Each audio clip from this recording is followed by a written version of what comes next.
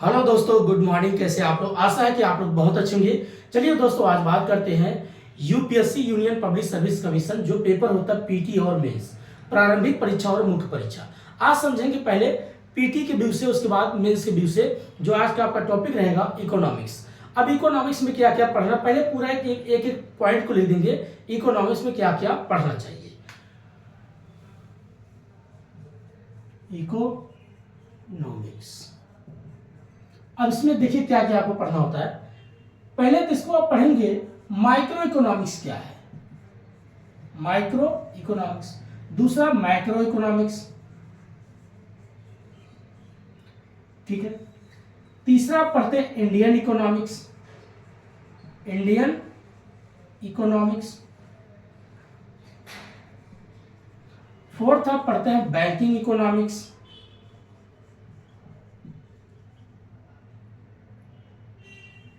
Economics. उसके बाद next अगला पढ़ते हैं international economics, international economics. Next उसके बाद आप पढ़ते हैं एग्रीकल्चर इकोनॉमिक्स, एग्रीकल्चर इकोनॉमिक्स। उसके बाद इंडस्ट्रियल इकोनॉमिक्स, इंडस्ट्रियल इकोनॉमिक्स। उसके बाद ह्यूमन इकोनॉमिक्स, एक मिनट,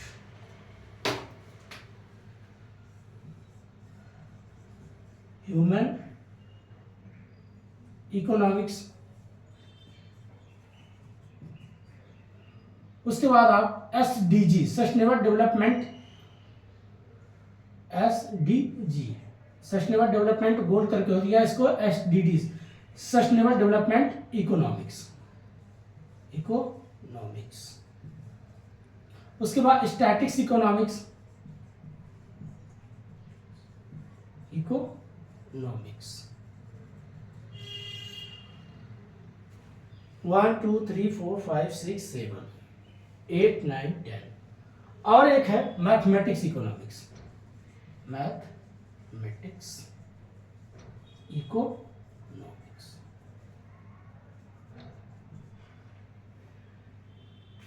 ये आपका जो जितना मैंने टॉपिक लिखा है, ये सब इकोनॉमिक्स के बेसिक अलग अलग क्राइटेरिया, इसके बेसिक टर्म है। ये अपने आप में सब एक एक क्या है, बुक है। ये सभी अपने आप में एक एक किताबें हैं, ये जितना मैंने लिखा है। अब इसके अंदर क्या क्या हमें पढ़ना है, इसी की बात करते हैं। आपका जो पीटी व्यू से क्या पूछा जाता है, micro, Indian economics, banking economics, international economics और एग्रीकल्चर इकोनॉमिक्स प्लस आपका इंडस्ट्रियल इकोनॉमिक्स। ये बेसिक आपका होता है जो क्वेश्चन पूछा जाता है आपका पीटी और मेंस के व्यू से। ये सब जितने टॉपिक है ये सभी पूछे जाते हैं। आपको लगेगा ये कैसे। अब इसमें जो टॉपिक आते हैं, कौन कौन टॉपिक आपको पढ़ना होता है। आप सबसे ज्यादा पढ़ते हैं इंडियन इकोनॉमिक्स, आपका पेपर में ही लिखा है इंडियन इकोनॉमिक्स। और ये जो बेसिक टर्म है, यहां से आपको बेसिक शुरुआत होता है। जो 9th 11th 12th में पढ़ते हैं सब माइक्रो और मैक्रो पढ़ते हैं। लेकिन जब आप इंडियन इकोनॉमिक्स पढ़ते हैं तो सिर्फ जब पोस्ट इंडिपेंडेंस ऑफ इंडिया जो करके है,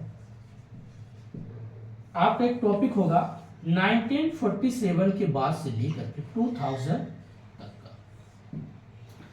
ये जो आप पढ़ते हैं पोस्ट इंडिपेंडेंस ऑफ इंडिया, यही होता है आपका इंडियन इकोनॉमिक्स। जब देश आपका आजाद होता, भारत देश जब आजाद हुआ, तो हमारे पास अंग्रेजों के द्वारा जो भी जितने सब कुछ था, पॉलिटिकल सिस्टम, इकोनॉमिकल सिस्टम, आपका सोशल सिस्टम, काफी चीजें हमारा क्या था, अनबैलेंस हो गया था। प्लस भारत जैसे देश में 560 रियासतें थी, और वो रियासतें क्या थी, सब अपने अपने तरीके जी रहे थे। कोई देश के प्रतिनिधि सब अपनी रियासतों के बारे में सोच रहे थे। जब देश में एकीकरण किया गया, 560 रियासत को जोड़ा गया, तो वहां से क्या एक राजनीतिकरण भी होती है, एक सामाजिकरण भी होती है, फिर उसके बाद आर्थिकरण किया जाता है, देश के बारे में सोचा जाता है कि भाई अब सभी को जोड़ करके, और देश में आप सुने होंगे 1947 के बाद से या 1951 में आपका 5 ईयर प्लानिंग लाया जाता है। 5 साल तक का टारगेट रखा जाता था, जो सेंट्रलाइजेशन होता था। इसमें क्या किया जाता है, जैसे 5 साल एजुकेशन पे काम करना है, 5 साल एग्रीकल्चर पे काम करना है, 5 साल आपका पॉवर्टी पे काम करना है, 5 साल आपका जो हॉस्पिटल बनाना है, हेल्थ पे काम करना है, 5 साल आपका हर जो 5-5 साल तक का टारगेट रखा जाता था, कि जिसको बोलते थे 5 ईयर प्लानिंग। 5 ईयर पेन नहीं चल रहा दोस्तों, चलो ऐसे समझिए। जो 5 ईयर प्लानिंग बनाया गया था, 5 ईयर प्लानिंग, ये इसी में आपका आता है इंडियन इकोनॉमिक्स में। तो आप लोग पढ़े होंगे फर्स्ट 5 ईयर प्लानिंग क्या हुआ, दूसरे में क्या हुआ, तीसरे में क्या हुआ, चौथे में क्या हुआ, 5वें में क्या हुआ। ये तब तक आपका 2015 तक चलता रहा। उसके बाद 2015 में 5 ईयर प्लानिंग को चेंज करके नीति योजना रख दिया गया है। अब आप खुद सोचिए, ये जो योजना बनाया गया क्यों बनाया गया? क्योंकि देश की ऐसी हालात थी, पहले लोगों को क्या चाहिए था, रोटी की कपड़ा, रोटी चाहिए था, इसलिए कभी एग्रीकल्चर पे फोकस हो रहा है। उस वक्त आपने देखा होगा 1965, 56, 60 के बीच में जय जवान जय किसान का नारा लग रहा है। उस वक्त देश में जो हमें गेहूं का उत्पादन करने के लिए, इसलिए आप देखते हो हरित क्रांति लाया जा रहा था, जिसकी वजह से हरियाणा, पंजाब, पश्चिम यूपी में काफी हरित क्रांति का एक बेनिफिट देखने को मिलता है।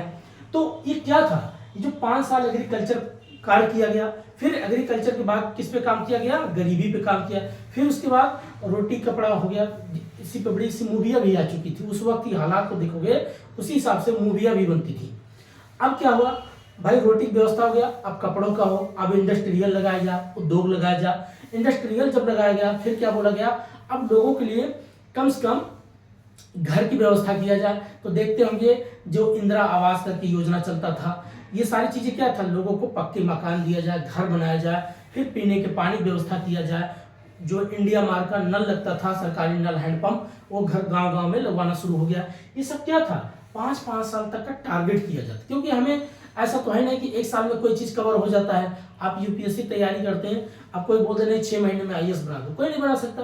कम से कम 2 साल तो टाइम देना पड़ता है, इसके पूरा सिलेबस को समझना है, इसके बैकग्राउंड को समझना है, इसके हर टॉपिक को एनालिसिस करना है।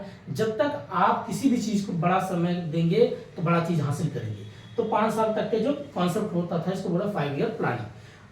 5 ईयर प्लानिंग के साथ फिर क्या किया गया, इसी में आप पढ़ेंगे इन्वेस्टमेंट मॉडल लाया गया। अब इन्वेस्टमेंट मॉडल जब लाया गया, ये मेंस की टॉपिक भी और पीटी का भी होता है।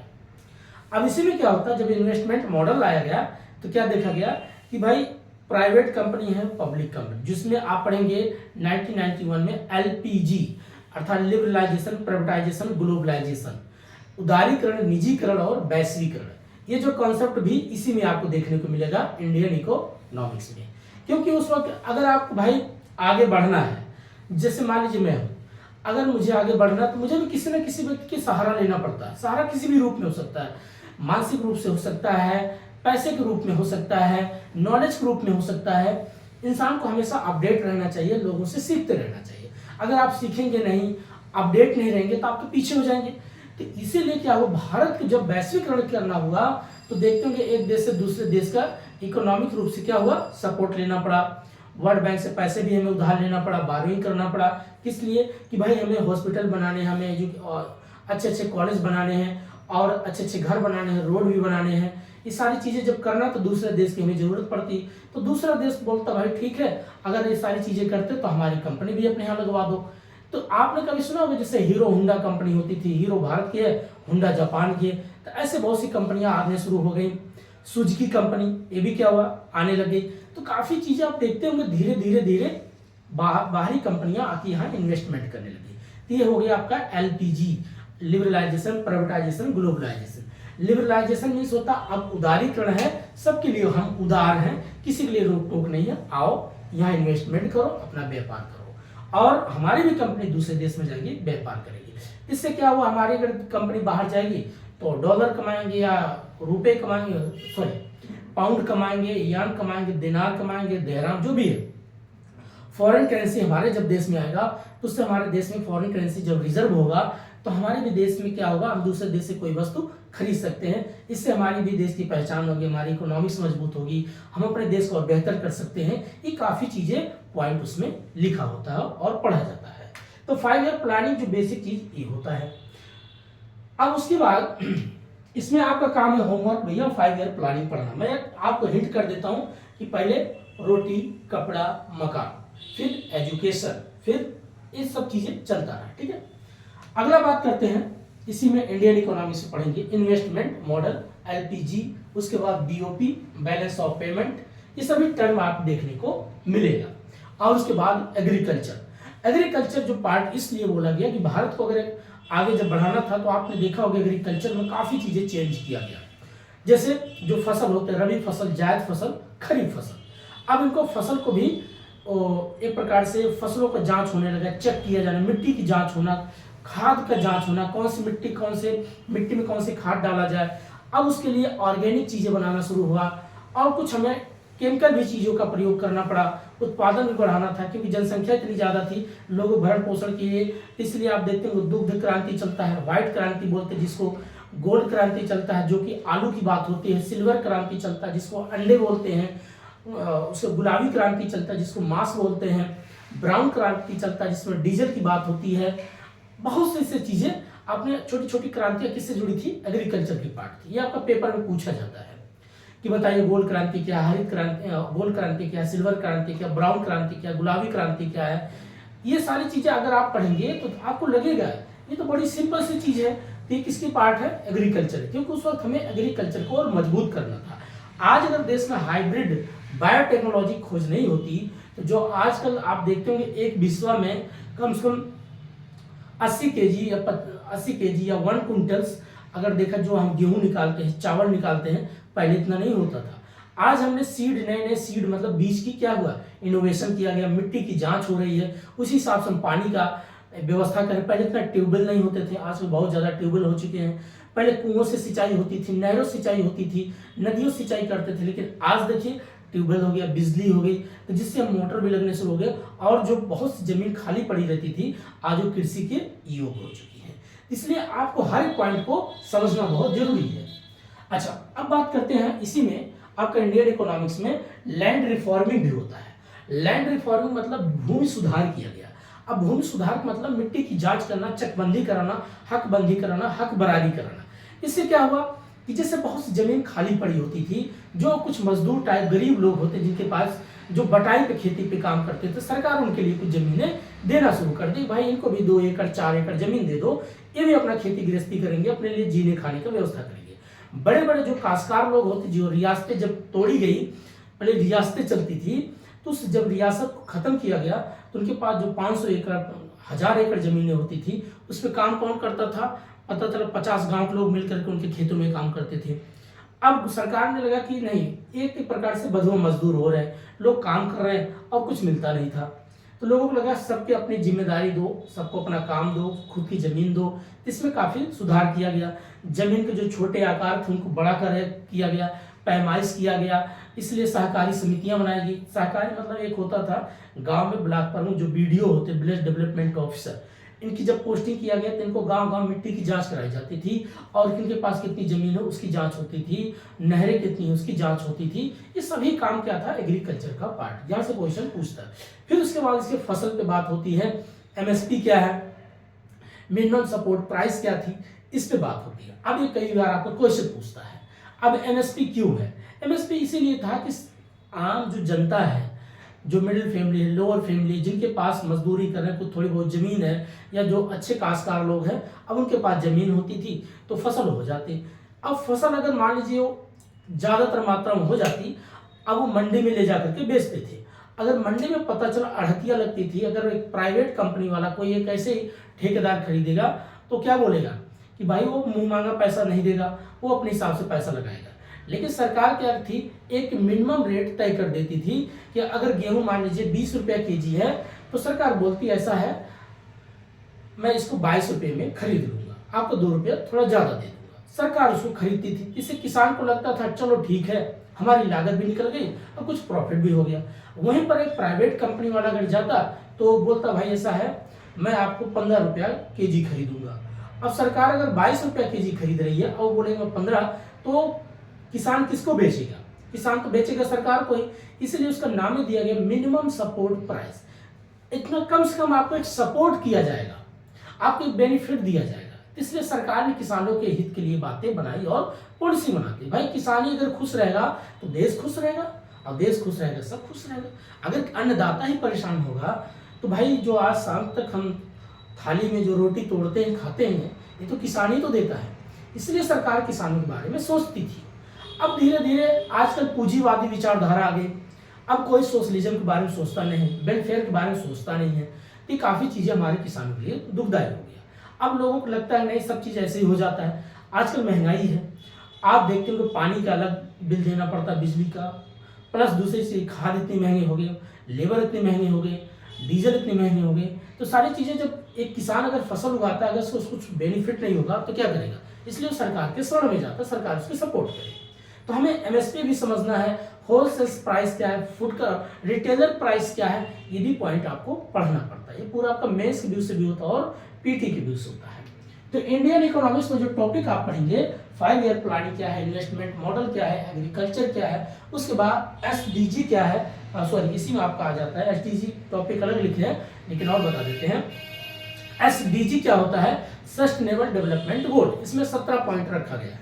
अब ये क्या है? कृषि को लेकर के बात करता है, एग्रीकल्चर को लेकर के बात करता है, आपका एनवायरनमेंट को लेकर के बात करता है, आपका हेल्थ को लेकर के बात करता है, पॉवर्टी को लेकर के बात करता है, एम्प्लॉयमेंट को लेकर के बात करता है, ग्लोबल डेवलपमेंट को लेकर के बात करता है, वैश्वीकरण जो आपका बिजनेस की बात करता है, हर एक पॉइंट की बात करता है, सैनिटाइजेशन की बात करता है, क्लीन वाटर की बात करता है, हर एक चीज की बात करता है। क्यों? क्योंकि भाई सस्टेनेबल डेवलपमेंट का मतलब ऐसा हो, सबका विकास होना चाहिए, सतत विकास हो। अब सतत विकास मतलब ये भी है, अगर आप पर्यावरण को देखिए, आप मान लीजिए कोई बड़ा पेड़ आप काट देते हैं, रोड किनारे है, तो सरकार कहती है कि पहले इस पेड़ को काटने से पहले आप 100 पेड़ लगाओ, उसके बाद इस पेड़ को काटो। क्यों? अगर यहाँ से कोई चीज हटाते हो तो उसकी वजह पहले और व्यवस्था करो, क्योंकि ऐसा ना हो कि इन्वायरमेंट अनबैलेंस हो जाए। बैलेंस रूप में चलता चाहिए, सतत विकास होते रहना चाहिए। ये चीज होता था। अब चाहे आप पानी को लेकर के बात करिए, एजुकेशन को लेकर के बात करिए, महिलाओं को लेकर के बात करिए, किसी भी फील्ड में, इसमें 17 पॉइंट है। ये पेपर यहाँ से भी कई बार क्वेश्चन पूछता है। ठीक है दोस्तों, और ये 2025-30 तक इसका टारगेट रखा गया है और 2015 में इसको लाया गया एसडीजी। तो ये भी आपका इंडियन इकोनॉमिक्स का ही पार्ट करता है। अगला इसमें आपका आता है इंडियन इकोनॉमिक्स में अगला पॉइंट हम बात करते हैं, जिसमें आपका आ जाता है पॉवर्टी, गरीबी क्या है। अब गरीबी का मेजरमेंट क्या है आप पढ़े होंगे। गरीबी बेसिक क्या होता है भाई? गरीबी का अगर भारत जैसे देश में देखेंगे, कहेंगे रोटी कपड़ा मकान। अगर आपके पास अच्छी रोटी नहीं है, आपके पास अच्छे घर नहीं, अच्छे कपड़े नहीं है, तो आप गरीब हैं। लेकिन अब पैमाना चेंज हो गया। अब बोला जाता है आपके पास रोटी कपड़ा मकान के साथ साथ कुछ लग्जरी वस्तुएं भी अगर नहीं है तब भी आप गरीब है। आपके पास अगर मान लीजिए 25,000 10,000 में फोन नहीं है तो आप गरीब है। अगर आप एवरीडे अगर 1 GB आप डाटा खर्च नहीं कर रहे हैं तो आप गरीब है। सोचिए, अब मेजर थोड़ा सा और चेंज होते जा रहा है। क्योंकि देखिए, चेंज होने का मतलब क्या है? जैसे जैसे चीजें बढ़ती हैं, हमारी आवश्यकताएं बढ़ती हैं, नीड जैसे बढ़ेगी, अगर आप अपनी नीड को फुलफिल नहीं कर पाते तो आप गरीबी रेखा में आ जाते हैं। इसके लिए कभी करेंसी बोलते हैं, नॉन करेंसी बोलते हैं, और एक पॉवर्टी लाइन, 3 कैटेगरी में इसको बांटा गया है। एक गरीबी मतलब एक जिसको हमेशा ही गरीब है, जिसको आप देखते हैं राशन कार्ड होती है, व्हाइट एक राशन कार्ड होती है, एक रेड कलर की होती है और एक येलो कलर की होती है। येलो को बोला गया ये हमेशा ये ठीक ठाक है, अच्छे हैं, तो ये गरीब नहीं है। एक व्हाइट कलर की जो होती है राशन कार्ड, उसको बोला जाता है ये मिडल में आते हैं, ना ये तो ज्यादा गरीब है ना ज्यादा अमीर, मिड पॉइंट में। एक होता है रेड वाला, जिसमें बहुत ज्यादा गरीबी दिखाया जाता है, इसलिए आप देखते हैं उनको कार्ड के हिसाब से उसको बांटा गया बिलो पॉवर्टी लाइन, जिसको बोलते हैं बीपीएल कार्ड। तो उसके आधार पे आपको चीजों को आइडेंटिफाई करना है। फिर उसके बाद हम पढ़ते हैं इसमें एम्प्लॉयमेंट, बेरोजगारी। अब बेरोजगारी क्या है? बेरोजगारी कितने भागों में बांटा गया है? देखिए, बेरोजगारी की परिभाषाएं क्या है? अगर कोई व्यक्ति कुछ दिनों में, कुछ सालों में अगर इतना दिन काम नहीं करता है तो बेकार है, मतलब प्रकार से बेरोजगार है। कुछ बेरोजगारी ऐसी होती है, मौसमी बेरोजगारी है। मौसम आया, फसल का दिन आया तो आपने कटाई किया, गुड़ाई किया, फसल लगाया, तब तक आपको काम मिला, फिर उसके बाद आप घर बैठ जाते हैं तो आप बेरोजगार हैं। कुछ होता आप पढ़े लिखे हैं, आप डॉक्टर बनना चाहे, आप डॉक्टर नहीं बना, आप टीचर बन गए, या आपका टीचिंग में लाइन में मन नहीं लग रहा है। ठीक है, इसमें क्या होता है कि ये भी एक बेरोजगारी की बात करता है। इसको हिडन बेरोजगारी कहते हैं, छिपी हुई बेरोजगारी। और एक छिपी बेरोजगारी आपको कृषि में देखने को मिलता है, जहां पर 5 लोग का काम था वहां 20 लोग काम कर रहे हैं। तो पता चला भाई 15 लोग एक्स्ट्रा लोग काम कर रहे हैं, जो कि इतनी जरूरत नहीं यहाँ पर। तो एक प्रकार से वो भी बेरोजगारी की पैमाना की बात करती है। तो इसको भी आपको टर्म को पढ़ना चाहिए। तो वो जो आपका इंडियन इकोनॉमिक्स होता है टॉपिक, ये सब होता है।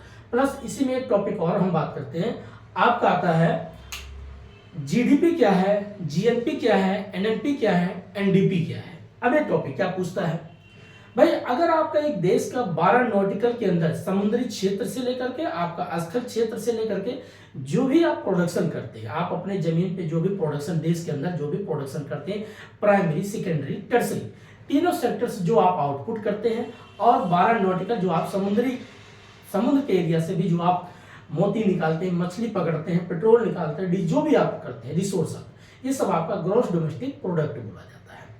अब इसमें जीडीपी में से क्या चीज माइनस करोगे, आपका एनडीपी हो जाता है, नेट आपका डोमेस्टिक, जिसको एनडीपी, नेट डोमेस्टिक प्रोडक्ट किसको बोलते हैं, शुद्ध घरेलू उत्पाद।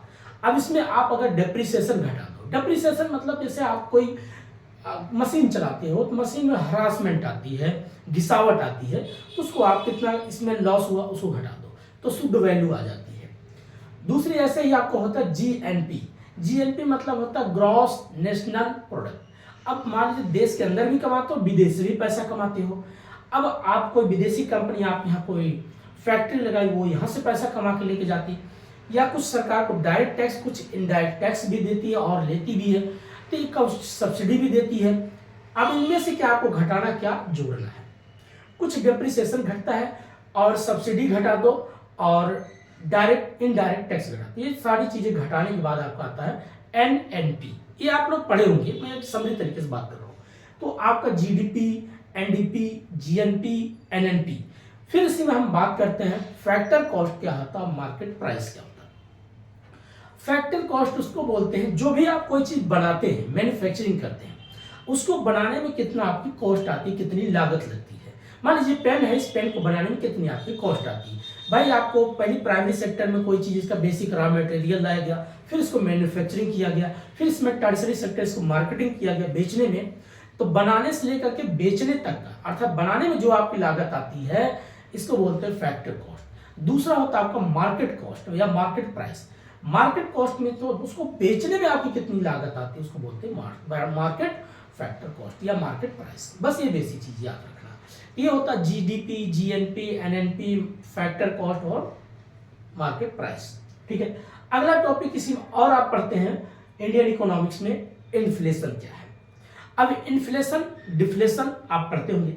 इन्फ्लेशन के बेसिक टर्म ही होता है, सपोज करिए आज एक कमरा है, वहां पर 10 चेयर है। अगर आपके पास 10 स्टूडेंट रोज बैठते हैं, पढ़ते हैं, तो कोई दिक्कत नहीं है। अगर वहीं पर 15 स्टूडेंट आ जाए तो क्या होगा, आपके पास 5 चेयर की कमी आ जाएगी। तो आप क्या हो जाता है, डिमांड बढ़ गई चेयर की। तो जब डिमांड बढ़ जाती है बैठने का, जब स्टूडेंट ज्यादा आते हैं, आपके पास चेयर नहीं है, तो आप क्या करते हैं, तो आपको लगता है कि प्राइस बढ़ाना पड़ेगा, कॉस्ट बढ़ाना पड़ेगा। यहीं पर क्या होता है, पैसे की वैल्यू कम हो जाती है। या और ऐसे समझ जाओ, मान लीजिए आप आईफोन मोबाइल्स बेच रहे थे, आपके पास 15 पीस थी, 15 पीस है। अब अचानक से पता चला कस्टमर आ गए, कोई बोलता मुझे 4 पीस दे दो, कोई बोलता 8 पीस दे दो, कोई बोलता मुझे ऐसा 15 नहीं 20 पीस चाहिए। अब डिमांड ज्यादा जब बढ़ेगा तो आप क्या करोगे, उस मोबाइल की प्राइस बढ़ा दोगे। जो आप लाखों रुपए बेचते, बोले भैया 1.25 लाख में बेचूंगा, तो जो आप एक्स्ट्रा पैसा वसूलना शुरू करते, यही मार्केट में क्या करता है, इन्फ्लेशन का काम करता है। अर्थात प्रोडक्शन हमारे पास कम है और इसकी प्राइस ज्यादा हो जाती है। यहाँ पर डिमांड के अकॉर्डिंग जब डिमांड ज्यादा बढ़ती है तो प्राइस बढ़ना शुरू हो जाता है, जिसकी वजह से इन्फ्लेशन देखने को मिलता है। अब जैसे आजकल देखते होंगे मार्केट में आप जाइएगा, पहले जो लेज बोलते क्या बोलते हो, जो चिप्स वगैरह खाते हो, पहले उसकी पैकेट में कम से कम बोलते 100 ग्राम होती थी, आप 80 ग्राम कर दिया, 20 ग्राम कर दिया, कम कर दिया गया। लिक्विड बीम होता था, साबुन होता था कपड़े धोने का या आपका बर्तन धोने का, जो पहले 60 ग्राम होती थी, अब वो 50 ग्राम हो रहा। अब उसकी क्वांटिटी कम किया जा रहा है, लेकिन प्राइस बढ़ती जा रही है। इसके पीछे रीजन क्या है, क्योंकि आपके देश में मैन्युफैक्चरिंग है ही नहीं, मैन्युफैक्चरिंग हब खत्म होता जा रहा है। अब धीरे धीरे जब किसी चीज़ की मैन्युफैक्चरिंग नहीं होगा और उसकी डिमांड हर दिन होता रहेगा तो उसकी प्राइस बढ़ाएगी, क्वांटिटी कम कर देगी और प्राइस बढ़ती चली जाएगी। दूध की थैली देखिए, पहले 500 ग्राम होता था आधे लीटर दूध में, अब उसको 400 ग्राम देना शुरू करें, 100 ग्राम दूध कम होने लग गया। क्यों? भाई डिमांड ज़्यादा है, खपत ज़्यादा हो रही है, अब उसके पास सप्लाई कम, तो कहते हैं उसकी मात्रा कम कर दी और प्राइस वो उतना ही ले रहे हैं। इससे क्या हो रहा है? ये जो पैसा एक्स्ट्रा जा रहा है यही तो इन्फ्लेशन का काम करेगा, और जब पैसा ज़्यादा एक्स्ट्रा काम करेगा, मार्केट बढ़ जाएगा, तो धीरे धीरे हमारे देश की करेंसी की वैल्यू कम होती चली जाएगी, और जैसे जैसे देश की करेंसी की वैल्यू कम होगी आपकी जीडीपी डाउन होगा, मैन्युफैक्चरिंग डाउन होगा, आपका इंटरनेशनल मार्केट डाउन होगा, आपके देश की वैल्यू कम होती चली जाए, आपकी एजुकेशन की वैल्यू कम हो जाएगी, आपके डिफेंस सेक्टर की वैल्यू कम हो जाएगी, हर एक चीज माइनस में चलना शुरू हो जाएगा, डॉलर की प्राइस बढ़ जाएगी और रुपए की वैल्यू और कम होती चली जाएगी। इसको ठीक कैसे क्या करना है? आपको मैन्युफैक्चरिंग पे काम करना चाहिए। जब तक आप मैन्युफैक्चरिंग पे काम नहीं करेंगे, विनिर्मित क्षेत्रों पे काम नहीं करेंगे, तो आप आगे नहीं बढ़ेंगे। चाइना देखिए सबसे ज्यादा मैन्युफैक्चरिंग पे काम किया, भारत ने टर्सरी सेक्टर में बहुत काम किया, लेकिन टर्सरी सेक्टर में कितने परसेंट लोग पढ़े लिखे हैं? टर्सरी सेक्टर में अगर मान चलिए आप गांव में सर्वे करिए, पढ़े और लिखे, एक होते अनुभवी, एक होते खाली पढ़े लिखे। मान लीजिए आज कहते हैं 70% सर्विस सेक्टर में काम किया जाता है, लेकिन सर्विस सेक्टर बड़े बड़े खाली शहरों में है, गांव में कितना सर्विस सेक्टर चल रहा है? वहाँ तो आज भी प्राइमरी सेक्टर मैन्युफैक्चरिंग की बात होती है। जब तक आपका प्राइमरी और मैन्युफैक्चरिंग पे काम नहीं होगा, देश कभी आगे नहीं बढ़ेगा। इस पे काम करना पड़ेगा और इसको सोचना पड़ेगा। ये जो इकोनॉमिक्स मेरा जो अनुभव दोस्तों, मैं यही बात है जो किताब में पढ़ा हूँ, जो मेरा अपना एनालिसिस है। क्यों भाई? अगर एग्रीकल्चर को और बेहतर करोगे, आप एग्रीकल्चर मान लीजिए एरिया कोई एक डिस्ट्रिक्ट है, उसी डिस्ट्रिक्ट के आसपास आप पनीर का बढ़िया एक मैन्युफैक्चरिंग बनाओ, उसी से दही बनाना शुरू करो, उसी से मलाई निकालना शुरू, मीठा बनाना शुरू करो और डिस्टिलाई कर दो, मार्केटिंग करो। आजकल इतने बढ़िया बढ़िया आप हाईवे बन चुका है, उसको सप्लाई करो, बड़े बड़े शहरों से जोड़ दो, बढ़िया अच्छा लोगों को रोजगार मिल गया। दूसरा चीज मैन्युफैक्चरिंग और ज्यादा हब बनाओ, दूध है रॉ मटेरियल निकाला गया, उसकी और वैरायटी बनाओ, रबड़ी मलाई बनाओ, आइसक्रीम बनाओ, बहुत कुछ चीजें बनाओ। किसान से मान लीजिए टोमेटो ले लिया, उसको कैप्चर करो, वही बढ़िया उसको कैप्च करो, उसका क्या बोलते हैं सॉस बनाओ, चटनी अच्छी बनाओ, पैकिंग करो, तो मैन्युफैक्चरिंग भी काम हो गया और कृषि का भी काम हो गया। और उसको एडवर्टीजमेंट डिजिटलाई कर दो, इंटरनेट से जोड़ दो, कितना लोगों को रोजगार मिल जाएगा। उन लोग को शहर में आने की जरूरत नहीं है, वहीं पर अपना रहेंगे, बढ़िया काम करेंगे। एक प्रकार से गांव खुश, शहर खुश। अब जब गांव में रोजी रोटी नहीं होगा तो बेचारे शहर की तरफ प्लान करेंगे कि यहाँ के जो लोग रहेंगे उनके ही रोजी रोटी पे इम्पैक्ट पड़ेगा। तो दोस्तों, जब भी आप कोई चीज पढ़ो तो उसको एनालिसिस भी करना सीखो, यही होता है आपका यूपीएससी। कल क्योंकि आप जब एक डिस्ट्रिक्ट पे बैठेंगे तो आपको यही सब पॉलिसी मिलेगा, किसी गांव को डेवलपमेंट करना है तो क्या क्या पॉलिसी लाना चाहिए। और इसमें अगला नेक्स्ट टॉपिक आपका बस इतना होता है इंडियन इकोनॉमिक्स, और कुछ है नहीं। अब बात करते हैं माइक्रो इकोनॉमिक्स। अभी माइक्रो इकोनॉमिक्स में आप शुरू पढ़े होंगे Adam Smith, Marshall, Pigou, Samuelson, श्रीमती जॉन रॉबिन्सन। अर्थशास्त्र की बेसिक लोग परिभाषाएं देते हैं, जिसमें आप सुने होंगे एडम स्मिथ, जिसे एडम स्मिथ बोलते थे वेल्थ ऑफ द नेशन, राष्ट्र की संपत्ति ही अर्थशास्त्र है। कोई भी व्यक्ति अपनी परिभाषाओं से अर्थशास्त्र को बांध नहीं पाए, लेकिन क्योंकि अर्थशास्त्र सभी के परिभाषाओं से वो फ्लॉक कर जाती है, मतलब नाग जाती है। तो एडम स्मिथ अपनी परिभाषा दिए, मार्शल अपनी परिभाषा दिए, श्रीमती जॉन रॉबिन्सन अपनी परिभाषा दिए, पीगू अपनी परिभाषाएं दिए, लेकिन सभी की परिभाषाओं में अपना अपना विचार है, अपना अपना कॉन्सेप्ट है, अपना अपना आइडियोलॉजी है। अब उन लोगों ने क्या क्या बोला, जैसे एडम स्मिथ बोलते हैं राष्ट्र की संपत्ति ही मतलब अर्थशास्त्र है। दूसरे ने कहा वह धन जो सीमित साध्यों का उपयोग करता है वही हमारे लिए धन है। किसी ने कहा ऐसा कैसे हो सकता है, सीमित साध्य ऐसा तो है नहीं, जितनी चादर उतनी पैर फैला दो, चादर घटेगी तो उसको मैन्युफैक्चरिंग किया जाएगा, उसकी डिमांड किया जाएगा, उसको बनाया जाएगा। नहीं तो इंसान एक लिमिट भर सोचेगा तो लिमिट में ही रह जाएगा। बोले तब, बोले धन वह है जो वैधानिक रूप से कमाया जाए। तो बोले ये क्या बात है, वैधानिक मतलब क्या, चोर साधु संत ये लोग पैसे नहीं कमाते? एक चोर भी पैसा कमाता है, भले वो इलीगल है लेकिन वो भी देश में कंट्रीब्यूट करता है, करता कि नहीं करता? आप बड़े बड़े मूवीज में देखते होंगे जो विलन होता है, हीरो क्या करता, माँ बाप भाई बहन बचाने में लगा पड़ा रहता है, उसका जीवन यही रहता है। और विलन को क्या दिखाया जाता था, वो इंटरनेशनल अच्छे अच्छे डांसर लाता है, बड़े बड़े लोगों को लाता है कि 47 का व्यापार कर रहा है, बताइए इलीगल चीजें कर रहा है, ड्रग्स बेच रहा है, पता नहीं क्या कर रहा है, अब देश में बोलता पूरा देश कब्जा करके रखेंगे। उसकी एक कॉन्फिडेंस देखिए। अगर वो नेगेटिव काम कर रहा है लेकिन पॉजिटिव क्या दिख रहा, वो भी तो देश में इन्वेस्टमेंट कर रहा, बड़े बड़े फैक्ट्रियाँ लगाता, बड़े बड़े व्यापार करता है, बड़े बड़े कृषि क्षेत्रों में वो कब्जा करता, फैक्ट्री लगाता, इंडस्ट्रियल लगाता, गाँव लोग को रोजगार देता है। और वही हीरो क्या सिर्फ घर परिवार बचाने लगा होता है। मतलब मैं इसको नेगेटिव मत लेना, बट देखा जाए तो यही पूरा सिस्टम भी आजकल बना हुआ है। तो ये जो मूवीज भी दिखाती हैं, चीजें जो बताती हैं, काफी भले जोक टाइप आपको लगे, बट एक कुछ सीरियस मैटर अगर देखा जाए तो जो पॉइंट आपको बता रहे हैं कि पैसा चाहे चोर कमाए चाहे साधु कमाए, वो भी देश में कंट्रीब्यूट करता है। भाई ऐसा तो है नहीं को खाना नहीं खाएगा, वो भी कहीं अपना जाएगा, खाना भी खरीदेगा, रोटी खरीदेगा, पानी भी खरीदेगा, या तंबाकू चाय पानी करेगा, पैसा खर्च करेगा कि नहीं करता ही। अब बात करते हैं आपका, तो Adam Smith, Marshall, Pigou, Samuelson, श्रीमती जॉन रॉबिन्स, ये सभी लोग अपनी अपनी परिभाषाएं दिए। कोई वेल्थ ऑफ नेशन बोले, कोई सीमित साध्यों की बात की है, कोई इसमें लीगल की बात करता है, कोई इसमें बोलता है नहीं धन वही होना चाहिए जो हमारा वैधानिक, साथ साथ अगला बोलता है जो हमारे सीमित साध्यों का प्रयोग, बोले नहीं ऐसा नहीं होता है, सीमित साध्यों से काम नहीं चलता, हमें सब चीज करना चाहिए, हमें एक्स्ट्रा भी सोचना चाहिए, डिमांड के बारे में सोचना चाहिए और अपनी इच्छा को भी बढ़ा के रखना चाहिए। ये सब चीजें था जो बेसिकली आप माइक्रो में पढ़ते हैं। यहीं पर शुरू होता है डिमांड। डिमांड मतलब क्या होता है? डिमांड क्या है?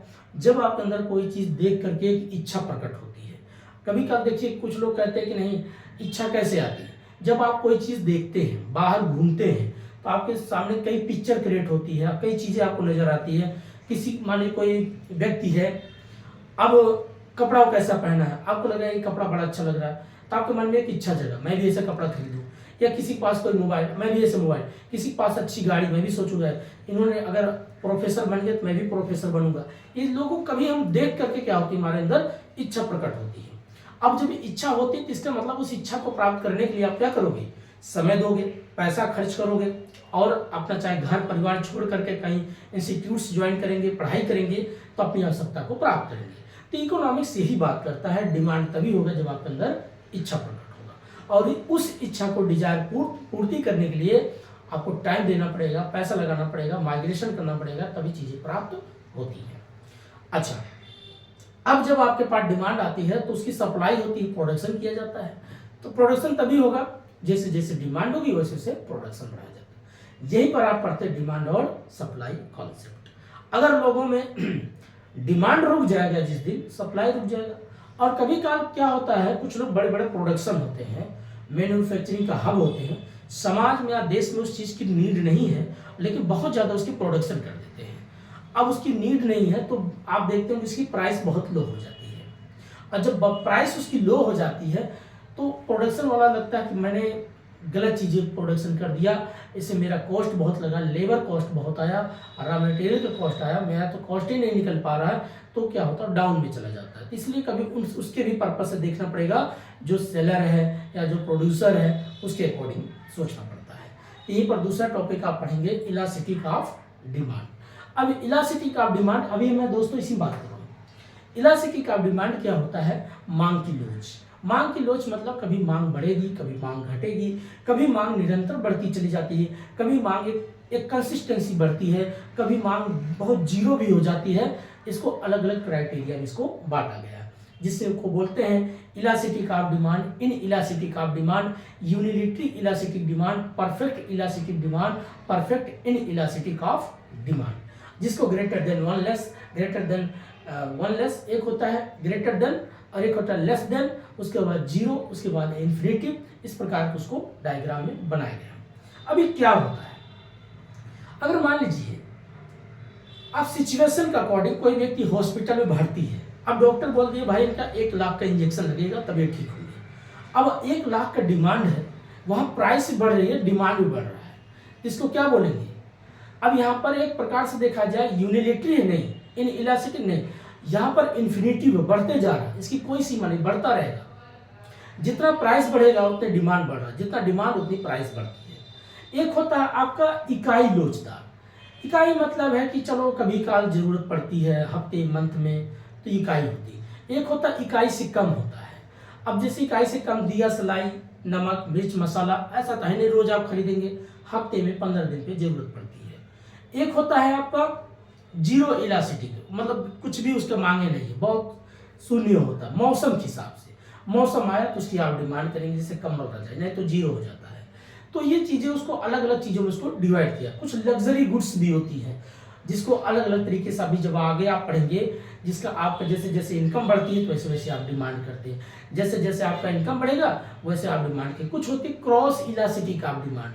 अब क्रॉस इलास्टिक जैसे गाड़ी है या पेन है और इंक है, पेट्रोल की अगर प्राइस बढ़ेगी तो गाड़ी का दाम घटेगा, गाड़ी का दाम बढ़ेगा पेट्रोल का रेट घटेगा। तो एक दूसरे से कभी कल क्रॉस इलास्टिक बात करती है। पेन है, इंक का रेट बढ़ गया तो पेन का रेट बढ़ गया, कवर का रेट कम हो गया, इंक का रेट बढ़ गया, इसका भी इम्पैक्ट पड़ता है। इसको क्रॉस इलास्टिक आप डिमांड बात करते हैं। तो इनकम बेस पे होता है, आपकी जैसे जैसे इनकम बढ़ेगी आप डिमांड बढ़ा देते हैं। कल तक आप अगर आपको 25,000 सैलरी थी, आज आप 50,000 सैलरी हो जाती है, आपकी सोच बदल जाती है। आप कहेंगे अब रूम में एसी लगा लेते, बहुत कूलर में रहा, एक एसी डाल देंगे, बढ़िया ठंडा रहेगा, अच्छा रात को बढ़िया अच्छी नींद आएगी। एसी लाओ, एक डिजिटल बोर्ड लगा लेते हैं, अच्छा बढ़िया मूवीज़ देखेंगे। फिर लगेगा यहाँ पर एक फ्रिज डाल देते हैं, ठंडा पानी पियेंगे। इसको बेड को हटाओ, बढ़िया सोफ़ा डालते हैं। तो जैसे जैसे आपकी इनकम बढ़ती है वैसे आप चीज़ों को बढ़ाना शुरू कर देते हैं। कुछ होता है इन्फीरियर गुड्स के अकॉर्डिंग होता है। कभी कल ऐसा समय आता है आप बिजनेस कर रहे थे, नौकरी कर रहे थे, आपका सैलरी 4 मंथ से नहीं मिलता है, तो आप फिर अपने आप को डी ग्रेड में आ जाते हैं, लो में आ जाते हैं। बोलेंगे एक काम करो, बहुत हो गया मल्टीग्रेन का आटा खाया, अब एक काम करते हैं 20-30 रुपया किलो वाला आटा लाते हैं, या ब्रेड से काम नहीं बल्कि अब ऐसा मोटा अनाज से काम चला लेते हैं, जिसको गिफ्ट गुड्स भी आगे आप पढ़ते होंगे। ये भी टॉपिक इसी से जुड़ा होता है, डिमांड और सप्लाई से प्लस इलास्टिक ऑफ डिमांड से। नेक्स्ट टॉपिक इसी में आप अगला पढ़ेंगे माइक्रो इकोनॉमिक्स, सॉरी प्रोडक्शन।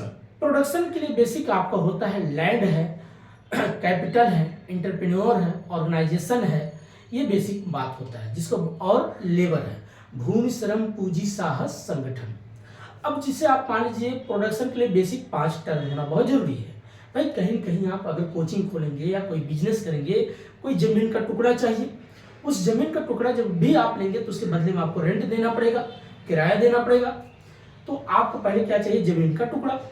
फिर उस पर आप क्या करते हैं, वहाँ पर कोई लेबर लगाएंगे, लेबर लगाएंगे, साफ सफाई कराएंगे, बिल्डिंग बनाएंगे, या कोई कोचिंग खोलेंगे, लेबर भी चाहिए, प्लस आपको चाहिए कैपिटल चाहिए। कैपिटल हो सकता है आप बैंक से पैसे सुधार लेंगे तो वहाँ पर आपको इंटरेस्ट पे करना होगा, लेबर लगाएंगे तो उसको सैलरी देना पड़ेगा, वेजेस देना पड़ेगा। तो ये पॉइंट को भी समझना बहुत जरूरी है। उसके बाद अगला आपका आता है इंटरप्रेन्योर। अब इंटरप्रेन्योर जो आपका उद्यमी होता है वो एक प्रकार से वो रिस्क लेता है।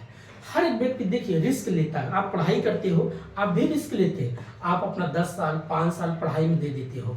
अगर आपके पास नौकरी नहीं होती तो आप परेशान होते हैं, डिप्रेशन में चले जाते हैं, एंजाइटी होती, बहुत कुछ चीज़ें आप फेस करते हैं। लेकिन रिस्क ले रहे हैं कि भाई अगर आप जिस दिन बन गए तो आपको 1-2 साल के अंदर आप पैसे कमाएंगे तो अपना रिकवर कर लेंगे, ये चीज़ें होती हैं।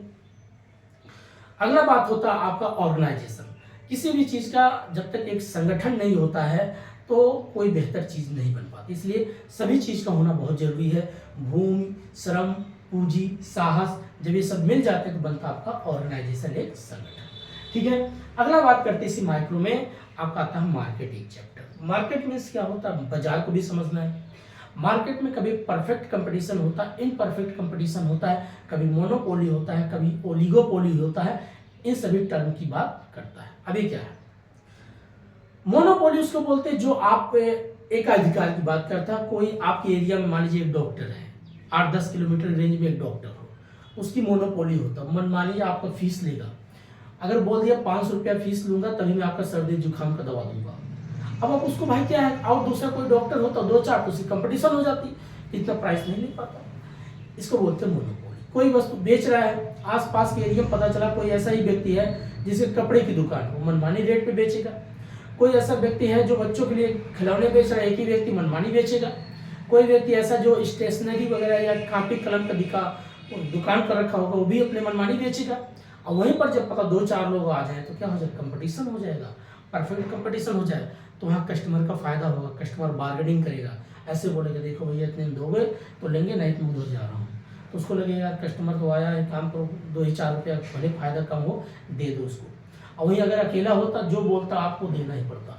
इसलिए मार्केट में बेसिक टर्म को समझना, मोनोपोली क्या, ओलिगोपोली क्या, परफेक्ट कंपटीशन क्या है, फिर इसको कुछ डायग्राम से समझते हैं, सुपर प्रॉफिट और नॉर्मल प्रॉफिट, जीरो प्रॉफिट। अब सुपर प्रॉफिट क्या होता है, जैसे मान लीजिए किसी चीज की लागत 10 रुपया थी, आपने बेच लिया 15 रुपये में, तो आपको 5 रुपया ज्यादा प्रॉफिट हो गया। कोई चीज 10 रुपये की थी, उसको 10 ही में बेच दिया, तो इसको बोलते हैं नॉर्मल प्रॉफिट, जीरो प्रॉफिट। एक होता है आपका माइनस होता है, ऋणात्मक होता है। पता था 10 की चीज थी, आप उसको 8 रुपये बेचना पड़ गया, लगे भैया काम करो कुछ तो मिल जाए, 2 रुपया लॉस ही सही दे दो, हटाओ कुछ तो अपना लागत निकालो, तो इसको बोलते हैं माइनस प्रॉफिट, ऋणात्मक प्रॉफिट। तो इस तरीके से हमने बात किया पूरा माइक्रो इकोनॉमिक्स। और एक दो टर्म और होता है इसमें, यूटिलिटी की बात करता और बात कर लेते हैं। यूटिलिटी मीन्स होता है उपयोगिता। किसी भी चीज का उपयोगिता क्या होता है, जो आप अपने जीवन में किसी भी चीज का कंज्यूम करते हो। क्या कंज्यूम करते हो, कपड़े पहनते हो, मोबाइल चलाते हो, खाना खाते हो, ये सब क्या है, यूटिलिटी, जो आपकी उपयोगिता है हर दिन। अब इसको उपयोगिता को पढ़ने के लिए 2 कैटेगरी बांटा गया, ऑर्डिनल और कॉर्डिनल। ऑर्डिनल मीन्स जो एक ऑर्डर में दिया होता है, और कॉर्डिनल जिसको एक काउंट किया जाता है। जिस चीज को आप काउंट करते हो उसको एक मेजर कर सकते हो, माप सकते हो, वेट कर सकते हो। और एक होता ऑर्डिनल जिसको आप काउंट नहीं कर सकते। इसमें आप पढ़ते मार्जिनल यूटिलिटी, सीमांत तुष्टि गुण। इसमें क्या होता है, 3 पॉइंट को समझना पड़ता है। कौन कौन सा, अब बेसिकली जो 3 टर्म आप पढ़ना पड़ता है, जैसे total production, marginal production, average production. अब ये 3 पॉइंट की बात क्या कहता है दोस्तों, पहला होता है पॉजिटिव, दूसरा होता है कांस्टेंट मतलब जीरो, तीसरा होता है नेगेटिव। पॉजिटिव मीन्स क्या होता है, जैसे जैसे आप कोई काम, मान लीजिए आपको जैसे भूख लगी, आपको आप पहला रोटी खाते तो आपको बहुत इंजॉय आता है, दूसरा रोटी जैसे कहीं और अच्छा, तीसरा और अच्छा, चौथे और पांचवें पे जाकर के आप संतुष्ट हो जाते हैं। तो इसको बोलते हैं इंक्रीजिंग अवस्था, स्टेज। जैसे आप जीरो होते सो कंसेंट बोलता है। अगर आप 5 से 6 रोटी कंज्यूम करते तो आपको कच्चे बेकार आना, आपको डाइजेशन में दिक्कत हो जाना, आपकी प्रकार से नेगेटिव इंपैक्ट पड़ना शुरू हो जाता है। तो आपको वही से डायग्राम नीचे की तरफ आता है। यही आप चाहे आप जमीन के टुकड़े पे देखो, मोबाइल पे देखो, गाड़ी पे देखो। जैसे अगर मान लीजिए आप नई मोबाइल लेते हैं तो इसके फीचर बड़े अच्छे काम करते हैं, हल्का से ऐसे करते हैं तो फटाफट रील आप चलती रहती है, आप देख सकते हैं। और इसकी रैम बड़ी अच्छी काम करती है, मेमोरी अच्छी काम करती है, कैमरा अच्छा काम करता है, फ्रंट कैमरा अच्छा काम करता है, वॉइस क्वालिटी अच्छी होती है। लेकिन जैसे जैसे 1-2 साल बीतती है तो आप देखते होंगे इसकी स्पीड कम होने लग जाती है। फिर उसके बाद 4-5 साल बीतता है, कभी आप इसकी कैमरा खराब हो रहा, कभी वॉइस क्वालिटी अच्छी नहीं आ रही, कभी इसका डिजिटल काम नहीं कर रहा, कभी टच स्क्रीन काम नहीं कर रहा। इसलिए इसको बोला गया है कि इंक्रीज कॉन्सेंट डिक्रीज। ये जो मार्जिनल यूटिलिटी होती है, सीमांत तुष्टि गुण की बात करता है। अब इसमें अगला हम बात करते हैं दोस्तों, जो प्रोडक्शन में 2 पॉइंट रह गया। तो प्रोडक्शन में हमने सिर्फ लैंड रिफॉर्म्स की बात किया था, सॉरी भूमि श्रम पूंजी सहायता संगठन। इसमें 2 पॉइंट होता है, प्रोडक्शन भी लॉन्ग टर्म और शॉर्ट टर्म। प्रोडक्शन जब लॉन्ग टर्म होता है तो आपकी पहले लागत खूब बढ़ती है लेकिन प्रोडक्शन कम होती है, प्रॉफिट कम होता है। दूसरे स्टेज में आपकी जितनी लागत होती है प्रॉफिट होती है। तीसरे स्टेज में आपकी लागत कम होने लगती है, प्रॉफिट ही प्रॉफिट बढ़ना शुरू हो जाता है। और अगर आपका शॉर्ट टर्म बिजनेस करेंगे तो आपकी लागत कम होगी, प्रॉफिट ज्यादा होगा। थर्ड स्टेज में आपकी जितना लागत लग रही है उतना प्रॉफिट हो रहा। और सेकेंड स्टेज में, थर्ड स्टेज में क्या होगा, आपकी लागत बहुत बढ़ेगी लेकिन प्रॉफिट कम होगा। ये पूरा जो हमने बात की माइक्रो इकोनॉमिक्स में, इसमें चीजों को आपको पढ़ना चाहिए। ठीक है दोस्तों, अब बात करते हैं माइक्रो इकोनॉमिक्स। एक माइक्रो, एक बड़े लेवल की बात करते हैं। इसमें आपको पढ़ना होता वही चीज, बीओपी क्या है, इन्फ्लेशन क्या है, डिफ्लेशन क्या है, इलास्टिसिटी ऑफ डिमांड, इसमें बड़े लेवल की बात करता है। वो आपका वर्ल्ड बैंक की बात करेगा, आईएमएफ की बात करेगा, प्लस कैपिटल मार्केट की बात करेगा, फाइनेंशियल मार्केट बात करेगा, मनी फंक्शन की बात करेगा, टाइप्स ऑफ मनी की बात करेगा। ये आपका माइक्रो लेवल में बात करेगा, तो लार्ज लेवल में चीजों की बात करता है। अब इसमें जैसे आप पढ़ोगे, जैसे फाइनेंशियल मार्केट क्या है, कैपिटल मार्केट क्या है, मनी मार्केट क्या है।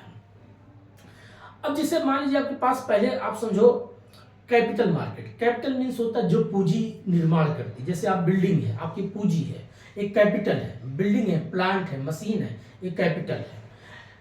और फाइनेंशियल क्या होता है, जो आप शेयर मार्केट से पैसा कमाते हैं, वित्तीय से आप बैंक से पैसा उधार लेते हैं, हुंडी है, चेक है, ट्रेजरी बिल है, कॉल मनी क्या है, डिजिटल मनी है, ये सब आपका फाइनेंशियल की बात करती है। स्टॉक मार्केट है, शेयर है, डिवेंचर है, इनकी बात हो रहा है।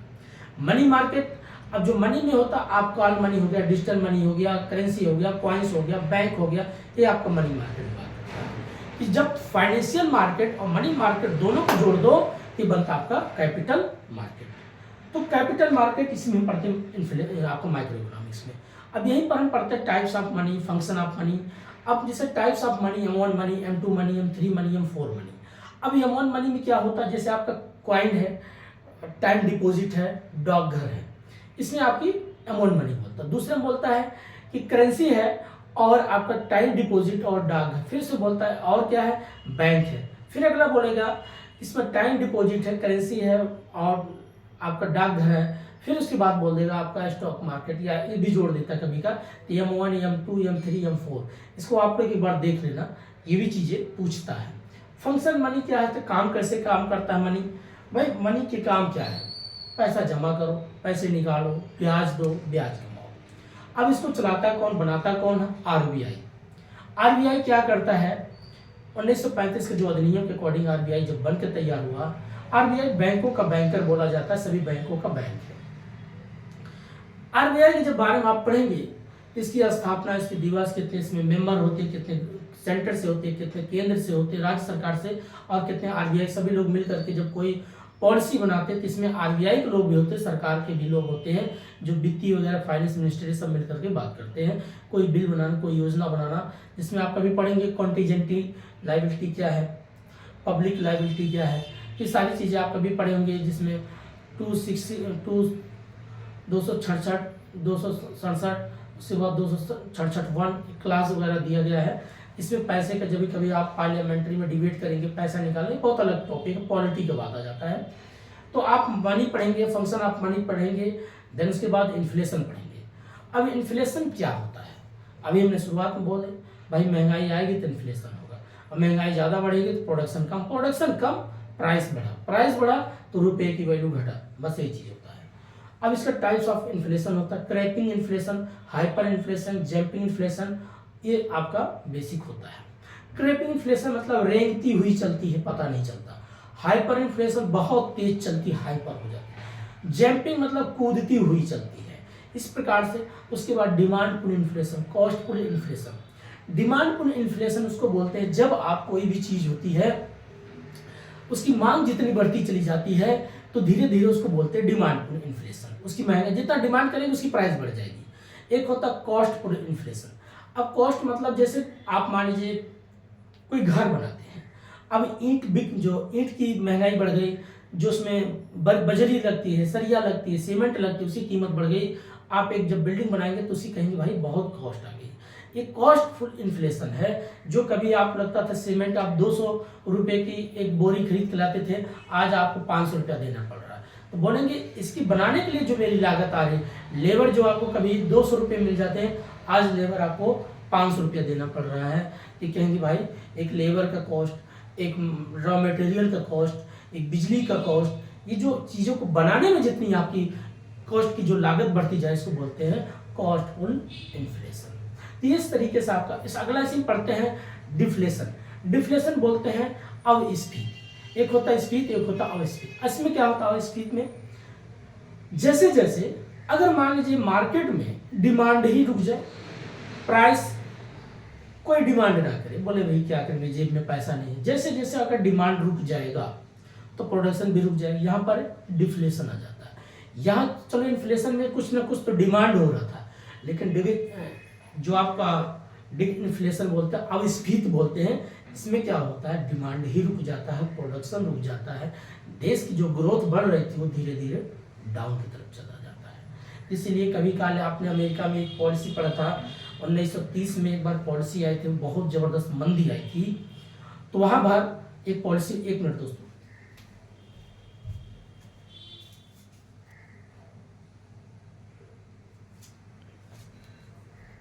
ठीक है दोस्तों, एक्चुअली थोड़ा कैमरा दिक्कत कर रहा था।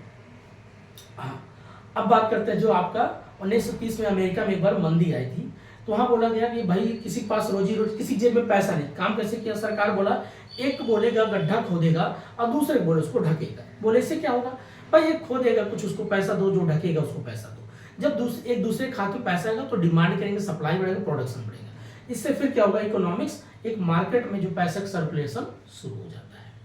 ये सब चीजें होती हैं। अच्छा, ये चीजें आपको बारीकी चीज को समझना बहुत जरूरी है। 2008 में भी एक बार मंदी जबरदस्त आई थी, लेकिन भारत जैसे देश में मनरेगा जो चल रहा था उसने काफी गांव के लोगों के पास जो पैसा था उसने मार्केट को एक प्रकार से बूस्ट किया, मार्केट को बैलेंस करके बचाए रखा था। अगर मनरेगा नहीं चला होता तो देश में, भारत जैसे देश में भी मंदी की असर दिख जाती है। लेकिन भारत में मंदी अगर देखा जाए महंगाई नहीं दिख सकती। आप सोचो कि कैसे। भारत एक ऐसा देश है क्योंकि यहाँ का मौसम हर 20-25 दिन में चेंज होने शुरू हो जाता है, कभी जाड़ा, कभी बरसात, कभी कुछ। तो इसके अकॉर्डिंग क्या होता है, सीजनल के अकॉर्डिंग भारत की इकोनॉमिक्स चलती है। और भारत में इतने तर त्योहार हैं, ये भी क्या करते हैं, मार्केट को एक प्रकार से बूस्ट कर देता है। जैसे मान लीजिए फसल आया, गेहूं आया, तो लोगों को लगे कि काम करो भाई, चलो बेच लिया, पैसा कुछ मिल गया। अपने घर में खाने पीने चीज व्यवस्था, कोई गाँव में हाट लगा, बाजार लगा, मेला लगा, फिर लोग जाएंगे कुछ पैसा खर्च करेंगे, तो वहाँ भी डिमांड सप्लाई चलता है। भारत की जैसे देश में यहाँ के क्लाइमेट और यहाँ की जो रिचुअल्स, यहाँ जो परंपरा, यहाँ जो रीति रिवाज, ये काफी इकोनॉमिक्स को बैलेंस करके रखी है। अगर बारीकी से देखा है, जैसे भी सीजनल चलता शादियों का, भारत जैसे देश में अगर देखा जाए शादियों पे कितना पैसा खर्च होता है, बहुत पैसा लोग खर्च करते हैं। अगर निम्न से निम्न व्यक्ति होगा वो भी 3 लाख 4 लाख रुपया खर्च कर देता है आज के दौर में। तो ये 3 लाख 4 लाख जब रुपया खर्च होता है, अगर इसमें मान लो चलो 30-40 लोग को कोई टेंट वाले को काम दिया, मीठा बनाने वाले हलवाई को काम दे दिया, तो कम से कम लोगों को रोजगार लगा कि नहीं लगा। दूसरी चीज, अब इसी में मीठा का हो गया, कपड़े का हो गया, सुनार का हो गया, लाइटिंग का हो गया, ब्रास बैंड वाले का, डीजे वाले पार्टी, ये जो पैसा खर्च करते, गाड़ी वालों का, डेकोरेशन वालों को, कई लोग को, ब्यूटिशियन को, कितने लोग को रोजगार लग जाता है। तो भारत में अगर देखा जाए तो जो रिचुअल है, जो परंपरा है, जो शादी का चलता है, जो तर त्योहार चलता है, प्लस जो मौसम के हिसाब से चीजें आती रहती हैं, ये हमारी इकोनॉमिक्स के प्रकार से बैलेंस कर रखी है। अगर ये चीजें भारत में नहीं होती, मैं गारंटी कहता हूँ दोस्तों, भारत में हर साल नहीं हर मंथ आपको डिफ्लेशन और महंगाई देखने को मिलता है। और जैसे आज भारत में क्या करप्शन नहीं, बहुत करप्शन है। लोगों को आप खुद देखिए, पता चला कि जस्टिस है उनके घर में नोट जल रहा है, पता चला किसी घर में नोट्स पाया जा रहा है, किसी का नीरम पैसा भरा बैठा है, कितना ब्लैक मनी देखने को मिलता है। लेकिन क्या देश की इकोनॉमिक्स रुक गई? चल रहा है कि नहीं चल रहा है? चल रहा है।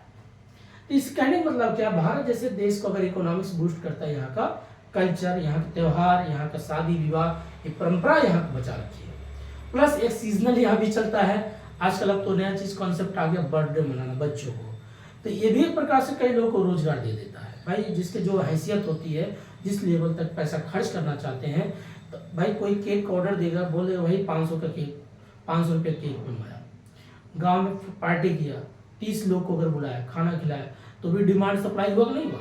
तो देखा जाए तो भारत जैसे देश में छोटी छोटी जो परंपरा जो चलती रहती है, बहुत ज्यादा योगदान करती है। अच्छा, अगला बात करते हैं, तो हमने बात किया पूरा इंडियन इकोनॉमी, माइक्रो इकोनॉमिक्स। एक टॉपिक बात करते हैं बीओपी। बीओपी मीन्स होता है बैलेंस ऑफ पेमेंट। अब बैलेंस ऑफ पेमेंट क्या पूछता है, इसमें 2 अकाउंट बनता है, एक करंट अकाउंट और एक कैपिटल अकाउंट। करंट अकाउंट उसको बोलते हैं जिसमें इसको 2 भागों में बांटा गया है, एक विजुअल गुड्स होता है, एक नॉन विजुअल गुड्स। अब विजुअल गुड्स क्या है, जो दिखाई देता है, जैसे पेन है, अगर आप किसी को इंपोर्ट करें, एक्सपोर्ट करेंगे या इंपोर्ट एक्सपोर्ट करेंगे तो दिखेगा, विजुअल गुड्स। एक होता है non visual goods.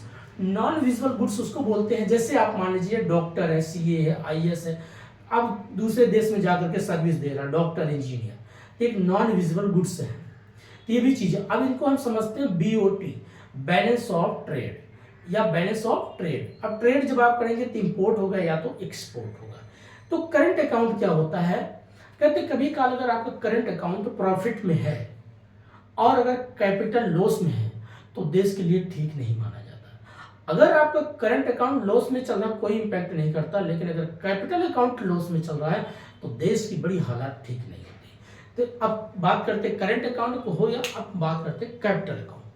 Capital account क्या करता, 20 साल 30 साल लोगों को रोजगार देता, जैसे एफडीआई होता, फॉरेन डायरेक्ट इन्वेस्टमेंट, ये लॉन्ग टर्म की बात करता है। इसमें क्या होता है दोस्तों, जैसे कोई विदेशी कंपनी भारत में आकर इन्वेस्टमेंट करता है, तो अगर मान लीजिए कोई मोबाइल फैक्ट्री मान लो मैन्युफैक्चरिंग लगा दिया, या कोई चलो पनीर की बहुत बड़ी प्लांट एरिया लगा दिया, दही बनाने की प्लांट लगा दिया, दूध बनाने की प्लांट लगा दिया, तो कितने उस एरिया के आसपास कम से कम उस डिस्ट्रिक्ट के कितने लोगों का दूध खपत होगी और उस दूध की सप्लाई होगी, और लोगों को कितना रोजगार देगा। अगर 30 साल काम करेंगे, 30 साल उस जगह पे कितने लोगों को रोजगार देगा। कोई पता गन्ने की मिल लग गई, 8-10 मिलें लग गई, पता चला वहाँ पर कोई कागज़ के कलम का दुकान या कापी कलम की बहुत बड़ी मैन्युफैक्चरिंग हब बन रहा, 8-10 कोचिंगें खुल गई। अब जैसे उत्तर प्रदेश में है, अब मान लो 75 डिस्ट्रिक्ट है, अब 75 डिस्ट्रिक्ट में अगर पूर्वांचल जैसे राज्य में, भारत जैसे सॉरी उत्तर प्रदेश के पूर्वांचल में, अवध क्षेत्रों में, अगर वहाँ पर ज़्यादा नहीं 20-25 टॉप लेवल की कोचिंग खुल जाए, लखनऊ में खुल जाए, फैजाबाद में कोचिंग खुल जाए, आजकल तो उसका नाम अयोध्या रख दिया गया, आपका प्रयागराज में तो है ही है, प्लस आपका गोरखपुर में अच्छे से खुल जाए, अम्बेडकर नगर में अच्छे से खुल जाए, जैसे ऐसे मेन पॉइंट पे अगर वहाँ पर कोचिंग खुल जाए, आजमगढ़ में खुल जाए, तो वहाँ के लोगों कितने लोगों को रोजगार मिलेगा। तो ये चीज़ें क्या होता है, एक प्रकार से रोजगार क्रिएट करता है। अब जैसे अगर कभी आप जाइएगा अम्बेडकर नगर जिले में, देखिएगा फैजाबाद अयोध्या साइड का, तो वहाँ पर आजकल बहुत से CBSE बोर्ड का कॉलेज खुल गए, स्कूल खुल गए, अब कितने लोग को रोजगार मिल गया, कितने लोग बस चला रहे हैं, झाड़ू लगा रहे हैं, पोछा लगा रहे हैं, वहाँ पर बहुत से लोगों को कापी कलम की दुकानें खुल गई, बहुत से बच्चे वहाँ पढ़ते जाते हैं, तो वहाँ छोटे छोटे होटलें खुल रही हैं, छोटी छोटी स्टेशनरी की दुकानें खुल रही, तो लोगों को रोजगार लगा नहीं लगा। ये भी क्या करता है, कंट्रीब्यूट करता है, बाकी की छोटी छोटी चीज़ें योगदान करता है। तो ये आपका कैपिटल मतलब जो FDI होता है, फॉरेन डायरेक्ट इन्वेस्टमेंट, एक होता है FPI, फॉरेन पोर्टफोलियो इन्वेस्टमेंट। ये क्या करता है, शॉर्ट टर्म की बात करता है, जैसे आपका व्यापार अच्छा खासा चलेगा तो पैसा इन्वेस्टमेंट करेगा, जैसे अगर आपका लॉस चलेगा तो वहाँ से पैसा वो विड्रॉ कर लेता है, बस इतना चीज होता है। लेकिन कैपिटल जो होती है ये काफी लोग को रोजगार देती है, और आपका जो करंट अकाउंट हो कैपिटल अकाउंट, तो कैपिटल हमेशा रोजगार देता है, करंट रोजगार नहीं देता, बल्कि करंट रोजगार खुद आप अपने आप में बनाते हैं। तो ये चीज होती है दोस्तों। तो हमने इस पे भी बात किया, इस पे बात कर लिया, इस पे बात कर लिया। अब बात करते हैं बैंकिंग। बैंकिंग में आप पढ़ेंगे शुरुआत में बैंक क्या है, बैंक का काम क्या ना, पैसे लेना, पैसे देना, ब्याज पे देना, ब्याज पे पैसे लेना, डिपॉजिट करना, इंटरेस्ट देना, इंटरेस्ट लेना, बस काम यही है।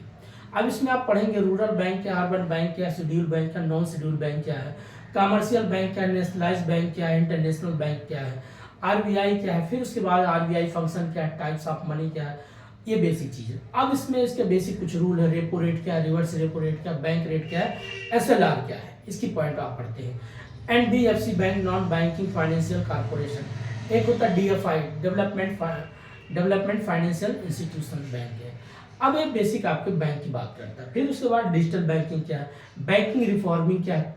अब बैंकिंग रिफॉर्मिंग क्यों किया गया, बैंक में सुधार करना, बैंकों का एकीकरण करना, जो बैंक अच्छे से काम नहीं कर रहा है, कोई अच्छी बैंक है उसके साथ में मर्ज कर देना, ये सभी पॉइंट आते हैं किसके आते हैं, बैंकिंग में।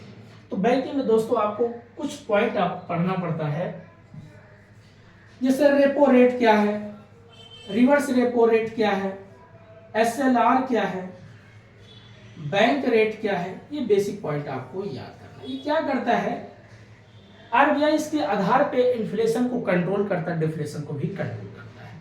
मार्केट में ज्यादा पैसा बढ़ जाएगा तो RBI रेट बढ़ाकर पैसा अपनी तरफ या सस्ता करके खरीद लेता है।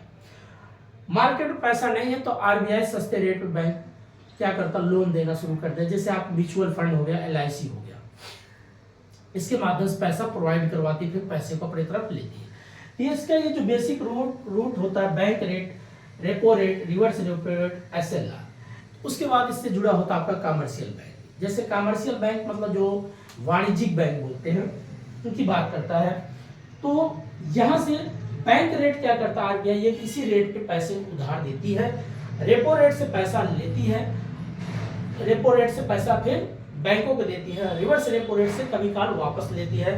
SLR क्या होता है, एक लिक्विड फॉर्म में अपने पास एक रिजर्व पैसा रखवाती है, जो कमर्शियल बैंक के पास रहता है उस पैसे को RBI के पास रख लेती है, एक सिक्योरिटी मनी के रूप में होता है। तो उसको बोलते हैं कैश रिजर्व रेशियो बोलते हैं, CRR बोलते हैं। लेकिन SLR क्या होता है, एक प्रकार से लिक्विड एसेट होता है, तो गोल्ड होता है, कुछ कैश होता है। आइए बस और कुछ है नहीं। एक होता है NBFC बैंक। NBFC क्या है, इसको इसमें पैसा डिपॉजिट नहीं किया जाता, कोई रेट दिया नहीं जाता। बाकी सरकार एक योजना बनाई, जो पिछड़े एरिया होते हैं, नॉर्थ ईस्ट के ले लो या जो बहुत बैकवर्ड एरिया है, सरकार बोली अगर आप कोई बैंक से पैसा लेना चाहता ले ले और जाकर के इन्वेस्टमेंट करे, कोई इंडस्ट्रियल लगाए, कोई बिजनेस करना चाहते हैं तो उसको लिए वो पैसा प्रोवाइड कराती है और ब्याज भी इस पे कम होता है। ठीक है दोस्तों, इसकी बात होता है। इससे जुड़ा एक DFI होता है, ठीक उसी प्रकार से DFI भी होता है, उससे पैसा डिपॉजिट होता है बट उसमें कोई इंटरेस्ट पे वगैरह ये सब कॉन्सेप्ट नहीं होता है। अब बात करते हैं इंटरनेशनल इकोनॉमिक्स। इंटरनेशनल इकोनॉमिक्स जिसमें आप पढ़ेंगे वर्ल्ड बैंक क्या है, WTO क्या है, IMF क्या है, इसकी बात करता है। तो अब इसमें आप पढ़ेंगे ट्रिम्स क्या है, ट्रिप्स क्या है, AOA क्या है, एग्रीकल्चर पार्ट क्या है, ये बेसिक टर्म आपको, साप्टा क्या है, नाफ्टा क्या है, ब्रिक्स क्या है, क्वाड क्या है, सीटो क्या है, साटो क्या है, काफी चीजें इसमें जुड़ा होता है। इसका इम्पैक्ट अभी जैसे आप टेरिबेरियन लग गया, फेमा क्या है, अभी आपने पढ़ा फ्री एक्सचेंज मैनेजमेंट एक्ट या फ्री ट्रेड एग्रीमेंट। अभी जैसे अमेरिका ने काफी चीज आपका टैरिफ बैरियर लगा दिया, किसी पे 24 लगाया, किसी पे 34 लगाया, किसी पे 70 लगाया। ये सब चीज किससे, कौन सा टॉपिक्स आएगा, इंटरनेशनल इकोनॉमिक्स, इसकी बात करता है। एग्रीकल्चर आज इतना ही करते दोस्तों, काफी बड़ा हो जाएगा, बाकी कल एक वीडियो बनाएंगे, यहाँ से लेकर के ये पूरा करेंगे। तो आज इतना ही है। तो आपको क्या करना है, ये जो टॉपिक मैंने बोला है एक बार फिर से मैं रिकॉल कर देता हूँ। आप इंडियन इकोनॉमिक्स पढ़िए, 5 ईयर प्लानिंग पढ़िए, इन्वेस्टमेंट मॉडल पढ़िए, लैंड रिफॉर्मिंग पढ़िए, एग्रीकल्चर पढ़िए, प्लस सस्टेनेबल डेवलपमेंट पढ़िए, GDP क्या है, GNP क्या है, NNP क्या है, NDP क्या है, और एम्प्लॉयमेंट क्या है, पॉवर्टी क्या है, ये सभी टॉपिक आपका इंडियन इकोनॉमिक्स। माइक्रो इकोनॉमिक्स से भी कहीं कहीं पूछता नहीं पूछता है। Adam Smith, Marshall, Pigou simulation, Shrimati Joan Robinson. Demand क्या है, टाइप्स ऑफ डिमांड क्या है, इलास्टिसिटी ऑफ डिमांड क्या है, यूटिलिटी क्या है, प्रोडक्शन क्या है, मार्केट क्या है, इस टर्म आपका माइक्रो आता है। माइक्रो में आपका आता है इन्फ्लेशन क्या है, डिफ्लेशन क्या है, BOP क्या है, आपका करेंट अकाउंट क्या है, कैपिटल अकाउंट क्या है, प्लस आपका एक पॉइंट इसमें आपका जुड़ा होता है। अगला होता है आपका ये भी हो गया, ये भी बैंकिंग हमने बातें कर लिया कि भाई रूरल बैंक क्या है, अर्बन बैंक क्या है, शेड्यूल बैंक क्या है, नॉन शेड्यूल बैंक क्या है, आपका NBFC बैंक क्या है, DFI बैंक क्या है, RBI क्या है, कमर्शियल बैंक क्या है, डिजिटल बैंक क्या है, बैंकिंग रिफॉर्मिंग क्या है, ये चीज़ें होता है। अगला इंटरनेशनल इकोनॉमिक्स। इंटरनेशनल इकोनॉमिक्स में वर्ल्ड ट्रेड ऑर्गेनाइजेशन को पढ़े। सेकेंड वार जब समाप्त होता है उसी वक्त आपका WTO बनता है, वर्ल्ड बैंक बनता है, IMF बनता है, ये सभी संस्थाएं बनाई जाती है। एक का काम था पैसा देना, एक का काम था व्यापार को कंट्रोल करना, एक का काम था करेंसी को चेंज करना, बस यही था। ब्रिक्स बनाया गया कुछ, अब ब्रिक्स जैसे ब्राजील, रसिया, इंडिया, चाइना, साउथ अफ्रीका, ये सब मिल करके अपने एक बेसिकली एशिया को लेकर के अगर देखा काफी ऐसे देश आपस में जुड़ करके व्यापार करना चाहते थे, अपनी करेंसी को बैलेंस करना चाहते थे कि हम आपस में व्यापार करेंगे, डॉलर में व्यापार नहीं करेंगे। जिसको अगला है एग्रीकल्चर इकोनॉमिक्स। एग्रीकल्चर इकोनॉमिक्स बार बार आता है, यहाँ से कई क्वेश्चन, MSP क्या है, होलसेल प्राइस क्या है, रिटेलर प्राइस क्या है, ये बेसिक चीज आएगा। उसके बाद क्रॉप्स के ऊपर बात करेगा, AOA के ऊपर बात करेगा, सब्सिडी के ऊपर बात होगा, इरिगेशन पे बात करेगा, सीड पे बात करेगा, ये सब आपको बात किसकी होती है, एग्रीकल्चर की बात होती है। फसल के ऊपर बात करेगा, रबी फसल कौन है, जायद फसल कौन है और खरीफ फसल क्या है। और इस एग्रीकल्चर जो आपके हरित क्रांति लाया गया, कौन कौन सी फसलों को लेकर के क्रांति लाया गया, आप उसको बताना पड़ेगा कि गोल्ड क्रांति क्या है, सिल्वर क्रांति क्या है, ब्राउन क्रांति क्या है, गुलाबी क्रांति क्या है, ये सभी चीजें आपको, व्हाइट क्रांति क्या है, किसकी बात करेगा, आपका एग्रीकल्चर की। अगला बात करते हैं इंडस्ट्रियल इकोनॉमिक्स। इंडस्ट्रियल इकोनॉमिक्स अगर देखा जाए लघु उद्योग क्या था, दीर्घ उद्योग क्या था, इसकी बात करता है। ये अगला टॉपिक हम बात करेंगे दोस्तों बाद में। आज इतना ही करते हैं, बाकी ये सब जो रहेगा कल वीडियो बनाएंगे। आज इतना ही, तब तक के लिए नमस्कार, जय हिंद, मस्त रहिए, थैंक यू वेरी मच।